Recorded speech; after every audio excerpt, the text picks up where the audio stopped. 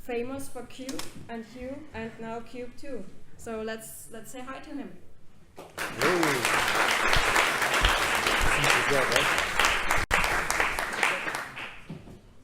Hello. Right.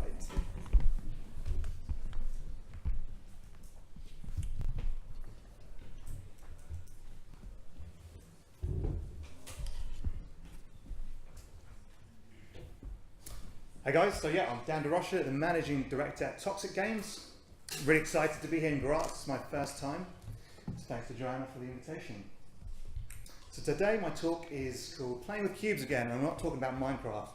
I'm talking about Q.U.B.E 2, which is the sequel to the first game that I made back in 2010. It began as a student project. Without further ado, I'm going to talk about my background. So yeah, Q.U.B.E began as a student project 2009. It was a 10-minute demo created by 3 guys. And we had no programming or art experience, we were all designers. So we thought, how are we going to make this game? So we used Unreal Engine 3, or UDK back then, and used visual scripting to make this entire 10-minute experience. Showed it at our end of year show, got lots of positive feedback on the game, and then put it on ModDB and File Planet. Got about 10,000 downloads within the first couple of weeks. Again, more positive feedback, and we thought, okay, maybe we're onto something here, maybe we've got something. So let's take it to the next level. And then we had people, other prestigious game developers and lecturers come to us and tell us, you guys got to take this, you've got to go indie with it. And back then we didn't really know what indie was. So we thought, okay, we have no business experience, but let's jump into the deep end and go from there. So naturally, we went down to Develop Conference in Brighton, which is the biggest UK games conference, and showed the game around, bumped into the VC and VP of Epic Games, Mark Rain. He loved the game, he thought it was really cool. We thought, wow, okay, if this guy thinks it's cool, maybe we're on something here. So then we thought, okay, now there's nothing stopping us, we're going to take this game and go indie with it. So we applied for Indie Fund, which was a collective of game industry veterans, and they've expanded to quite a lot of developers now. We sent them the game, and out of 200 applicants, they picked us over everyone else and 2 other games. So it was pretty incredible. We're over the moon.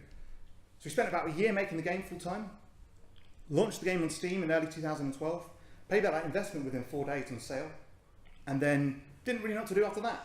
So for the game for us to be a success, it had to pay back that investment, because otherwise we didn't know what we were going to do after that. And we all moved back to our hometowns and really didn't expect that to come. So we started prototyping a iOS version and tinkering with VR, but we didn't know where we were heading. So I went up and set up a second studio called Mudvark with a guy called Henry Hoffman, who was also at my university. We created a series of games over the course of 4 years. There's Watermelon, which was a 2D puzzle physics game, Waterworks, which was an educational water sim, and then Q.U.B.E, which is a 2D puzzle platform which came out last year. Just a show of hands, how many people here have heard of Q.U.B.E before or played it? A few of you, cool.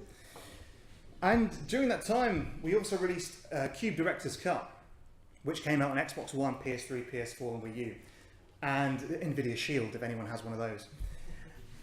And Q.U.B.E Director's Cut was a more detailed version of the game. It had a deeper narrative, voiceovers, so we added more content to that, and a DLC mode which had a time trial sort of mode to that.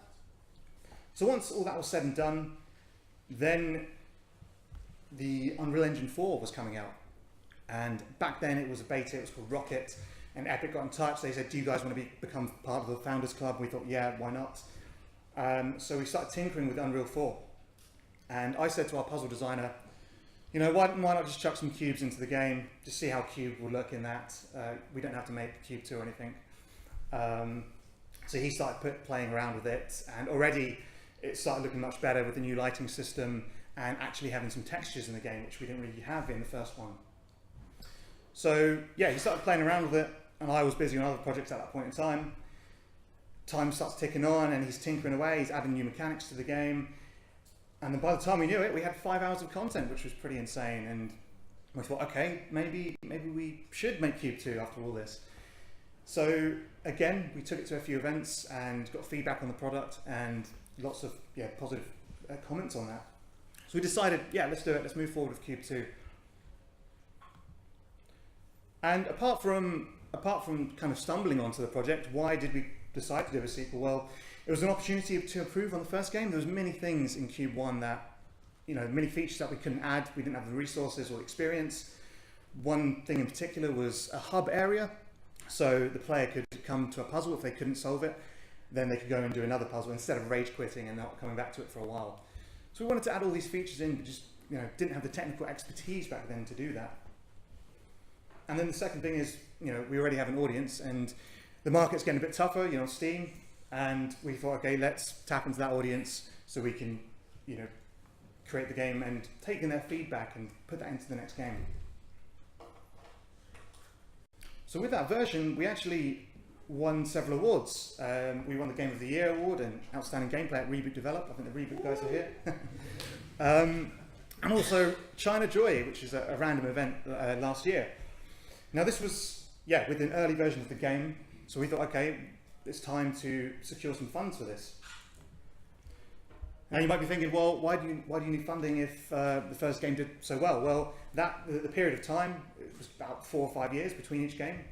And over the time, the funding runs out, and to mitigate risk and share that risk, we thought, let's partner with an investor.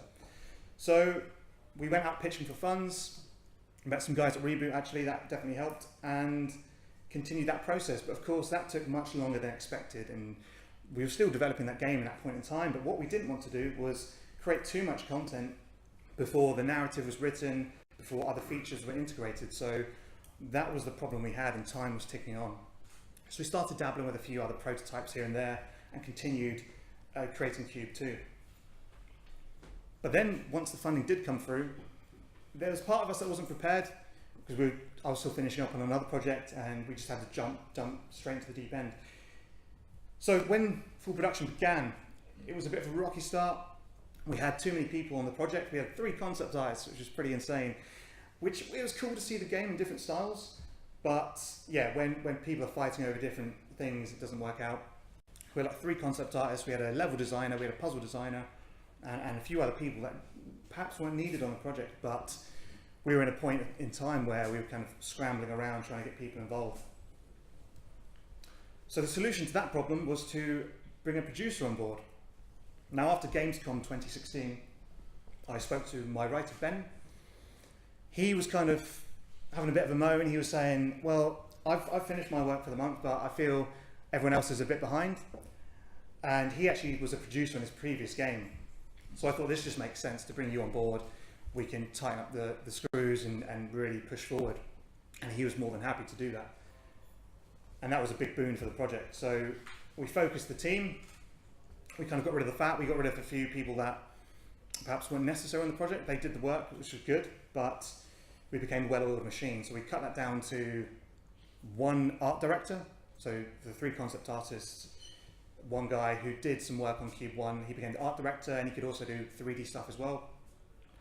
We then brought on a junior 3D environment artist who could handle level design too, which meant that he could do both roles and he could collaborate with Dave on the puzzles, and that just made complete sense. So this is the core team. We've got myself, MD, handling all of the business and the overarching design and project management. I've got Ben, who's the producer, handling. He ended up doing loads. He did the trailer. He did manage the whole project as well. Endless things. Dave is the puzzle master, we like to call him. And John, we're actually doing porting internally, so he's doing all that, all the back end stuff. Harry is the art director. He actually worked on games like Forza Horizon 3, so we thought, if he can make a Lamborghini look good in 3D, surely some cubes shouldn't be an issue. And Connor, he graduated last year and he's come on board, super talented guy. David Housen, who did the music for Thomas Was Alone and Volume, and then Tom McCarran again, he also worked on Forza Horizon 3, so if he can make a Ferrari sound good, sure he can make this sound good too. And you can see here, skipped ahead, you can see here the improvements, like this is before the art team came on and this is after, and the game just went from 0 to 60 in no time at all. Lots of productivity right there. So the next thing to do was restructure the game, pull it apart and rebuild it, because Dave had gone off and made 5 hours of content, and there was some stuff in there that didn't make sense, it didn't fit in with the narrative, so we had to reiterate things and rebuild, but that was fine. And this time round, narrative plays a heavy part in the game, so it's more like a first-person puzzle thriller, if you will. So there's new characters, there's a new journey compared to Q.U.B.E. So in Q.U.B.E, players step into the shoes of Amelia Cross, a British archaeologist who has woken on a strange alien planet. With the help of a fellow survivor, Emma must face the challenging puzzles of the cube in order to find a way back home. And in this game we have talented voice actors. So we've got Tamara Payne, who's in Hollyoaks, who was in Vikings. We've got Matthew Wade, who was actually on Q as Dr. Gray. And Henry Hoffman's previous game that I kind of collaborated a little bit with him, it was Ball the Looking Glass, and then Alex Dunmore as well. So it's really nice to be able to go into the studio and have these awesome recordings and work with these talented actors. So the next thing is art. These are some super early concepts by Harry Core. This was like literally 4 years ago now, way before we even thought of Q.U.B.E as a main project. The idea was that we got this massive tower, and this is the pod from the end of the first game, no spoilers there, come and crash in, and then you've got this character here. So this character sort of looks a bit too much like Destiny, but you know, we rolled with that. And then this is another art piece. We're actually looking at having the game set in a cave, in a sort of cavernous environment. However, we deviated away from that a bit. But this is from another concept artist called Brodie Blackwell. So it's very interesting to see the different styles that could be had with the game. And this is one of the first iterations of the hub environment, where the massive towering structure, and that you come to and you can choose which puzzle to go to. We iterated that a few times, but we ended up going with this more natural environment with the tree, kind of trying to break free into this cubic environment. And here is some concept art for the character, Millie.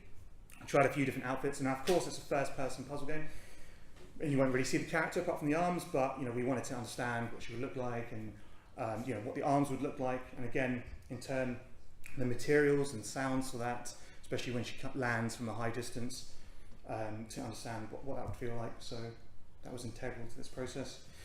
And then you can see the art for the arms from sort of start to finish, really.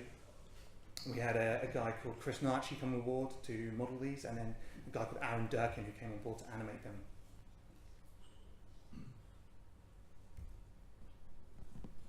And then here we have the modular kits for the cubes. Now on Cube 1, it's very hard to believe now, but every cube was a physical object.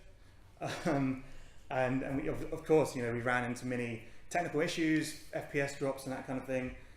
So one guy, I think it was at a networking party, he was like, why don't you just turn them into modular kits so you have like 3x4 and 10x6 and just replace all of that. So on Cube 1 we actually did that, and we ended up manually going in, deleting each cube and replacing it. So I can't remember the cube count, but it was like thousands and thousands. That was an arduous process. So we've done that again with Cube 2, but we have many more modular kits there, and that definitely helps, so we can build stuff very quickly. And here's some of the newer assets in the game. So we've got magnets, which make a reappearance. They were in Cube 1. We've got these green cube doors that need to be smashed open. The green cube where you can place it, and then the moving walls as well. And what's interesting in this game, we've got many more new environments rather than just plain white walls, where we've got like materials in there, really, really unique. That's the benefit of having an art team on the game.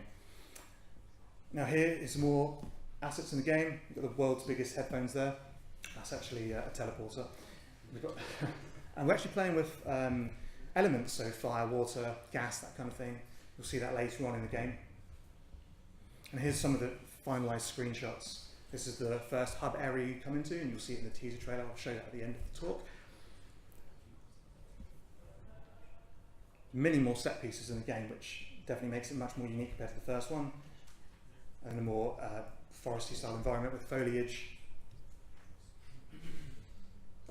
Some more screenshots. So now let's go into animation a bit. Again, Aaron Durkin did a really good job on the glove animations. show you a few now. Works.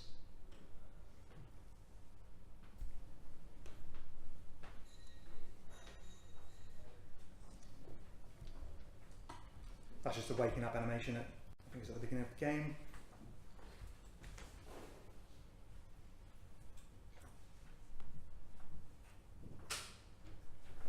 So this is when you fall from a massive height.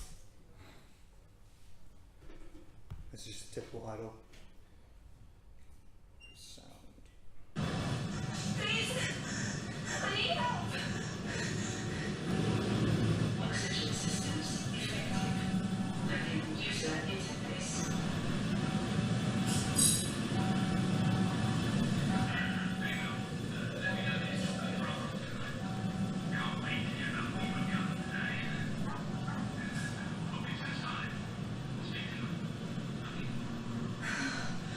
Robert.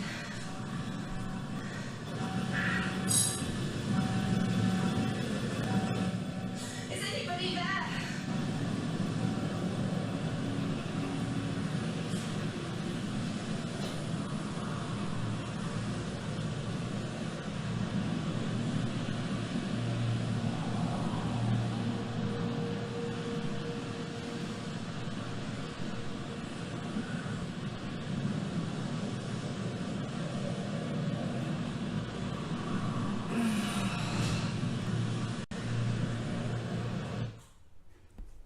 So as you can see, that's much more cinematic than the first game was.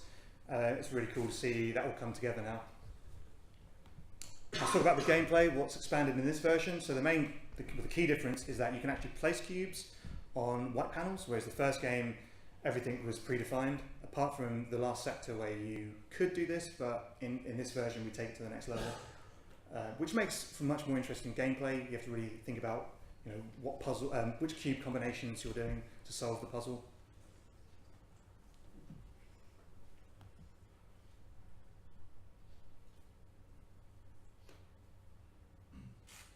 And we've actually we've continued to have the red cube, the blue cube, and the green cube. So red's like a set, you can just pull it out as a platform. The blue is a jumping panel, and the green is a physics object that can only be moved with other cubes. We did away with the yellow cube, which was a set of stairs, because you can actually just do that with a series of red cubes, so it became irrelevant. And instead of that, we've got moving walls. So this is an example of using the green cube to get from point A to point B.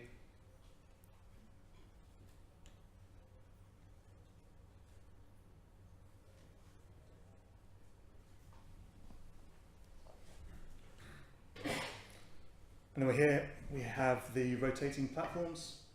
So you have to kind of work out the right combination to use in each given moment.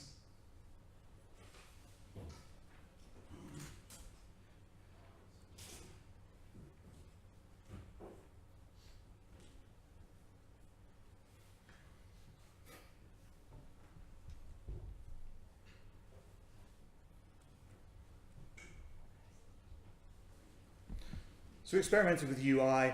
We actually had a guy on board this time instead of trying to do it ourselves. And yeah, we had several iterations. None of these are the final one. But we've actually got some UI in the game now, because when the characters are talking, we'll have a sort of sound wave come in, and maybe a photo of them to indicate who's actually speaking at that point in time. And then the key art we actually ended up going for was this one. So you have Millie looking at the cube structure in the background, and then this is the logo actually designed by Henry Hoffman. So you've got the glove in there, which is pretty cool. Yeah, so that'll be going out soon.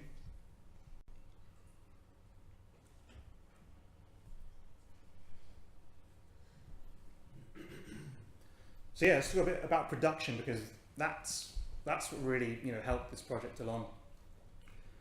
When we were starting out, it was kind of make it up as we go along, especially on Q.U.B.E development, and milestones would slip and so forth. But as soon as we brought Ben on to tackle that problem straight away, we made huge headway. I think it's so important that we actually set up as a second business to offer that service to other developers, and we've got a few that we're working with at the moment, and that provided great work for them, and they get to focus on the game development. Some of the tools we use, Slack for sharing images and that kind of thing, and just general communication, Skype for voice calls, and then Hack and Plan, which is basically a game dev focused version of Trello, and that works quite well on this project. And then we have weekly calls, Monday calls with the team to go over everything, so everyone knows what each sort of department is doing. So the art team know what the audio guys are up to, and we can get an update on all of that. And then we'll have Friday calls with the directors of the company and the investors too, so everyone's on the same page, everyone knows what's going on. And this is especially important because our entire team is remote, so we've got people all over the UK, and then our art directors in Berlin. So that's very important that we get that right. Because sometimes someone goes offline on Skype, it's like, where have they gone? Have they gone to the pub? We don't know. So we got a lot of feedback from industry luminaries, which is pretty cool. These were at Reboot 2016 and this year as well. So John Romero came and played the game, which was awesome. And then Jonathan Blow played this year. He literally played for an hour and a half at Reboot during the conference, which was quite incredible, gave us lots of important feedback. So that was quite humbling to happen.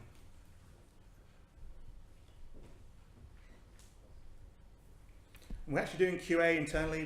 We did QA internally on Q.U.B.E, and we thought we'd do it again. So testing sessions with local universities, getting people in a room and becoming a scientist and taking down lots of notes. And then online private beta testing with Steam, and that works quite well. So we sign up friends and they'll play through the whole game many times over. And it's interesting to see what sort of bugs will come out of that, like this one here where the level hasn't loaded. That's quite interesting.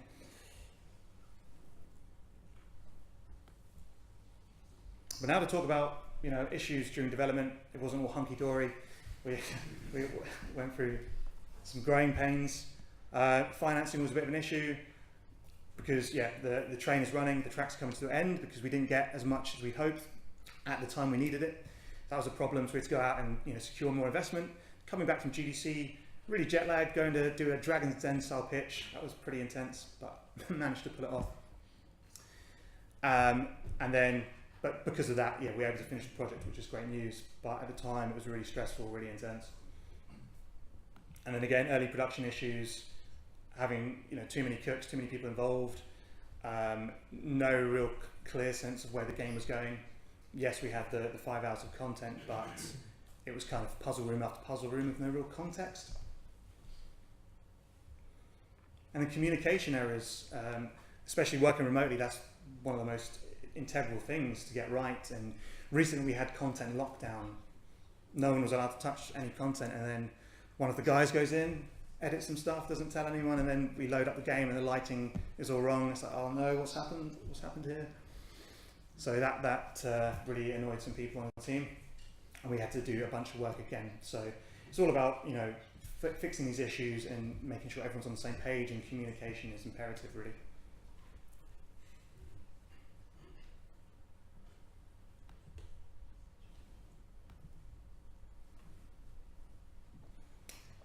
Yeah, so of course the game is not out yet. It's actually coming out early next year, that's the plan. And the other guys on the team are actually at PAX Prime, or PAX West at the moment, showcasing the game. So we've got a cool booth there. So what's next? What are we doing in the time up to launch? So we're actually porting the game internally now, instead of working with an outsourcing company. The reasons behind that is, A, because we have been burnt in the past by one company going bankrupt, which wasn't good, and the game not seeing the light of day for a while. Then also cost, it means we get to, it was less expensive, our guy does it internally, and then we get to see more revenue on the other end. So I think that's important that we learn that, and then we can port any other game after that. We've got all the dev kits and so forth. So that's what's happening now, and then bug fixing and that sort of thing. Marketing. So we're actually going to be self-publishing the game. So we're doing all the marketing ourselves. We've got a marketing guy on board, we've got a PR agency on board, and then we've got our own community manager internally, who's actually my brother, who's helping us all out and talking with the crazy fans, giving all their feedback on what they want to see in the game. So that's really interesting. But it means we can have that whole control process from development all the way to the publishing, and control the messaging. Yes, it can be a lot more work, but hopefully in the end it's going to be rewarding. Or at least this is an experiment this time around. But with the first game we did self-publish, but that was in the heyday of Steam where you could put it on the front page and get all that exposure. But now times have changed. But yeah, we're going to take this on and go from there, really. So here's some comparison images of Q.U.B.E. and Q.U.B.E. Q.U.B.E. looks much more simplistic, but we worked to our strength at the time. None of us, like I said, none of us were artists or coders, or designers. And now we sort of have the luxury of working with highly talented people in those fields, in those disciplines, to really see our vision through.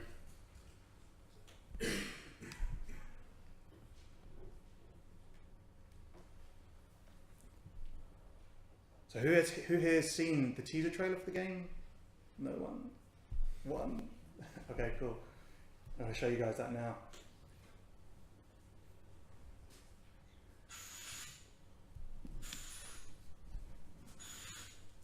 Mayday. This is Commander Emma Sutcliffe of the Q.U.B.E. mission. I am stranded in an unknown location following mission success. Are there any survivors out there? I repeat, this is Commander Emma Sutcliffe. I am stranded in an unknown location following mission success. Down there, mission.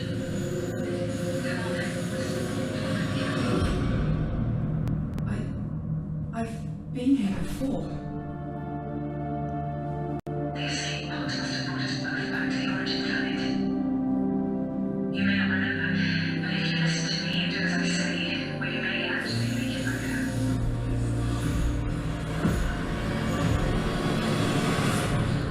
It's time to find out what we've done.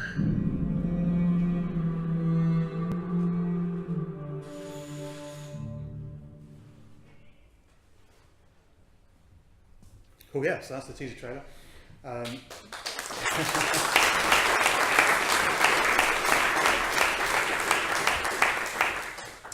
Yeah, so any questions? Let's do some questions. That guy. Oh, we got a microphone.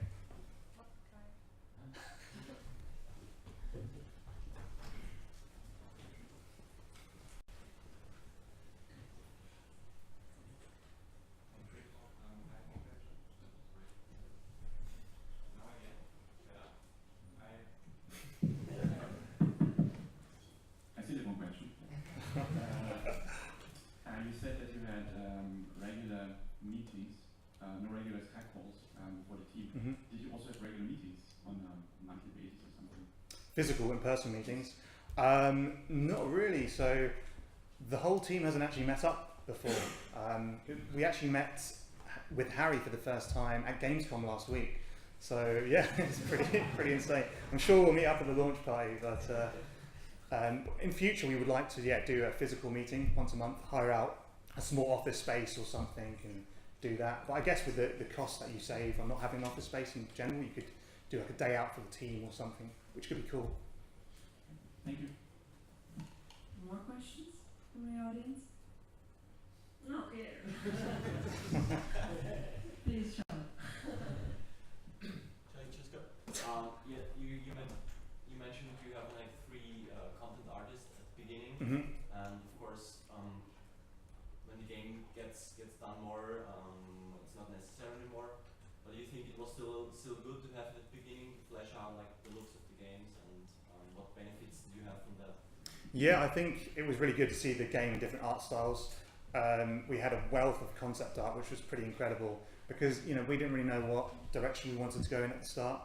It was weird because Dave had created all this content, which was similar to Q.U.B.E, and yeah, it was hard to envision that. But having a writer come on board, it really solidified what direction we wanted to go in. But yeah, I'd say it was cool to have that. But in future, we'll have like one guy who's the vision holder for the art, I think, which would be Harry at this point in time.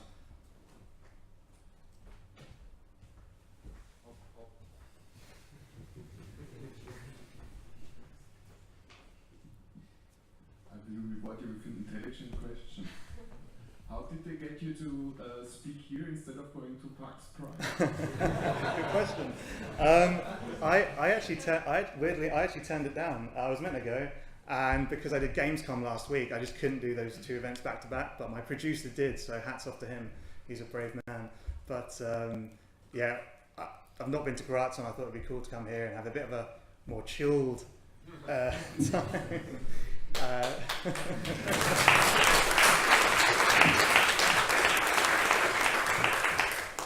We appreciate it. So thanks for having me.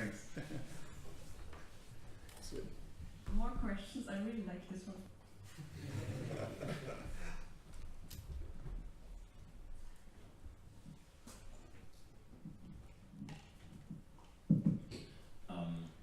You said that this was mostly a distributed development. Mhm. Is that right? Yeah. So development. So the core team, 7 people. They're all employees now. We did have a few contractors. At the start, it was like really random. Like so many contractors, we don't know who's who. But then we kind of leaned out the team, and then we had focus there. So that was important, I think. But you were not in some kind of, you didn't have some kind of central... No, so it's completely remote. So we had one guy in Wales in the UK, one guy up north in Manchester, one guy in Bristol, another guy, 2 guys in Manchester, all over the place. So yeah, one guy in Berlin. How did you manage to keep the people engaged? Because, I mean, isn't there the danger that people kind of feel detached from the group, that you keep the feeling that you're actually working together on something great? Yeah, so I think that's the really hard thing to work from home. You know, it's very easy to get distracted and that kind of thing. I think we were pretty lucky. The people we had were motivated, but I think it was the sound guy. He actually said this was the most organised project he's worked on, coming from companies like Codemasters and things. So he felt very involved in this, and with the weekly meetings, I think that definitely helped make everyone feel engaged. And at the end of each week, we would kind of have an update. So I guess everyone felt compelled that the rest of the team are waiting to hear what they have to say, what they've been up to. So I think that definitely helps. And I guess the luxury for some people to work from home definitely helped. Like Harry, I think he worked for a free-to-play company for a bit, and he couldn't stand it. And now he works from home. He really enjoys it. He gets to go to the lake, you know, in the afternoon with his girlfriend if he wants to, if he's feeling a bit stressed. So having that sort of flexibility, I think people really enjoy that. Thanks.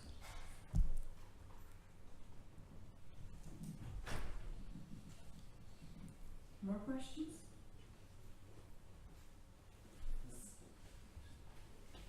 We have time for one more question. The last one, like you could. I know you're not the puzzle designer, but I'm interested in how you have like this process of designing puzzles or the elements of the game, and maybe you can tell us. Yeah, I mean, like on Q.U.B.E, I was doing some stuff to begin with, but in this game we've actually focused mechanics. So in Q.U.B.E we kept introducing new things that only got used for like 3 puzzles, and then that was it. So this game we really got rid of a lot of that content and really focused it on the 3 main cubes that you have. And it's all about how can we use them in new interesting ways. Now Dave did integrate things like gas, fire and water in ways to really differentiate the gameplay to the first one. Now they're interesting puzzles, but some things are only used a few times. But yeah, we kind of work out how like those 3 key cubes work with some new elements and piece them together in interesting ways. Originally we started designing stuff on paper, but that doesn't really translate because you're working in this 3D environment. So but Dave is really the puzzle guy with the nous for that. So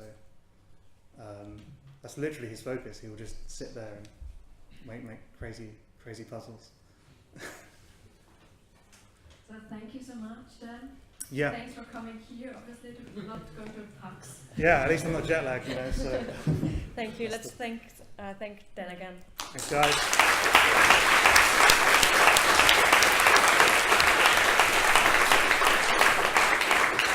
I think he'll stick around if you have any questions in the coffee break. We'll continue right now with Greg Eigner and Stefan Swipp. And on Lion Song, we will need some time to set up again.